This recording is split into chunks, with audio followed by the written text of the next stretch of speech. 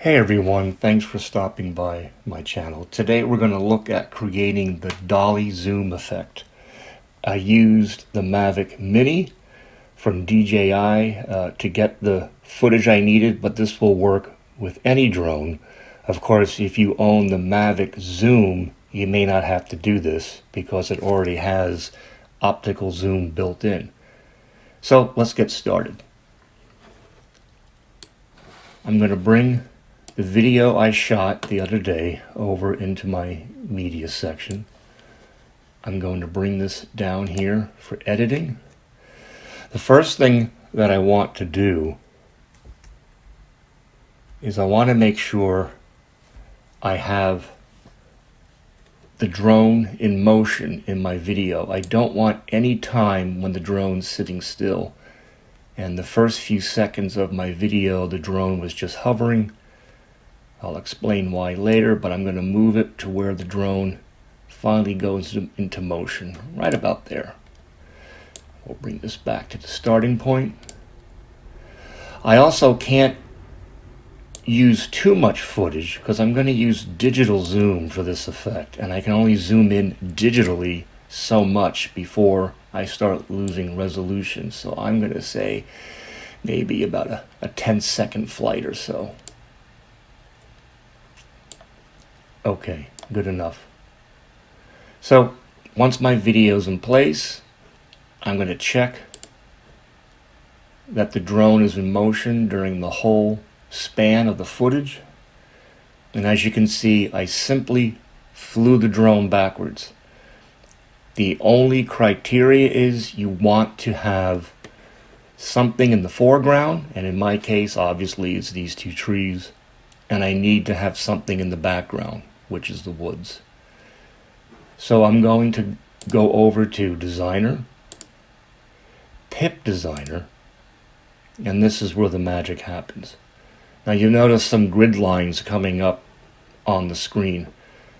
I had turned these on in the past, and that's just this option down here. Go to Grid Lines, and I can pick any number of grid lines I want. 3x3 does it for me. It just helps me visually, and you'll see in a minute how I'm trying to measure with my eyesight from beginning to end before I apply the effect. So over here under Object Settings, you want to make sure Maintain Aspect Ratio is checked. So I'll go back to my video, over to Scale. I'm going to press the keyframe, and you'll see the red triangle right here. I'm going to go to Position, bring this to the end, add a keyframe, and you'll see I have a keyframe at the end of the video. Now, prior to starting this video, I did take a screenshot of what the trees look like at the start. And the object is to zoom in while set at the end of the video and pull those trees in so they look just like the beginning, or as close as you can get it. And it's about right there. Looks about like the starting position. So I'll leave that there. We'll go back to the beginning of the video, and what that's going to do is it's going to apply a digital zoom gradually across the span of the video while at the same time the drone is pulling away, and we get this effect.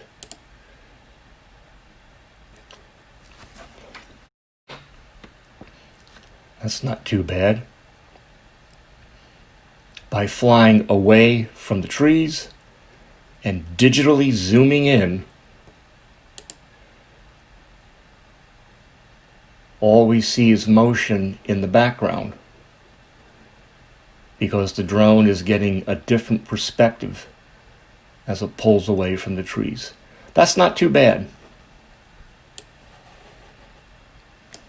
I ended up with a factor of zooming in at 1.7.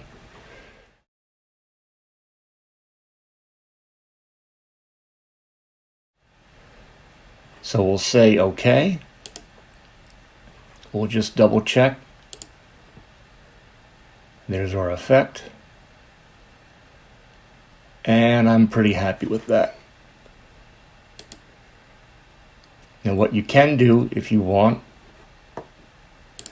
is bring over a sound file. I'll put that into my media box. This is a sound file that is copyright free, offered by YouTube, called Space Station Experience. I'll drag that down to my audio track. And as you'll see, it's a lot longer than this short video, so I'll just grab the end of it,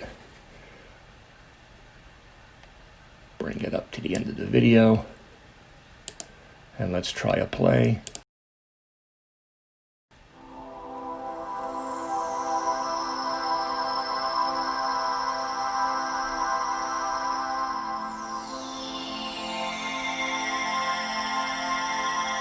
All right, I'll go back to my video track. I'll go to Designer again, back into Pip Designer. I'm going to scroll down to the bottom. I'm going to add some fades. I want to fade in and I want to fade out. Click OK. Try it out. And that just smooths out the beginning and the end.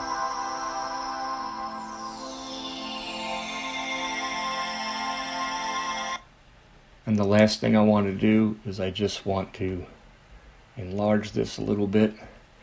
I'm going to go to my audio track, hit the control key, put a marker there, and a little mark at the end. We'll drag this over. I'm just going to fade the music out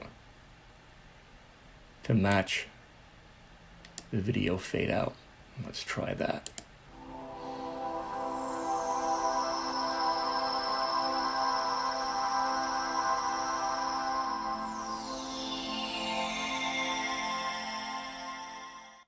And that's it. With the Mavic Mini, the 2.7K is enough. You can get a good zoom without losing a lot of quality. On a 4K drone, you could run this video even longer without losing quality. It can be applied to a variety of things. The only criteria is you want objects in the foreground that you're going to use to stabilize, and then you want objects obviously in the background for this effect. Hope that helps. It's a lot of fun. And here's the final product.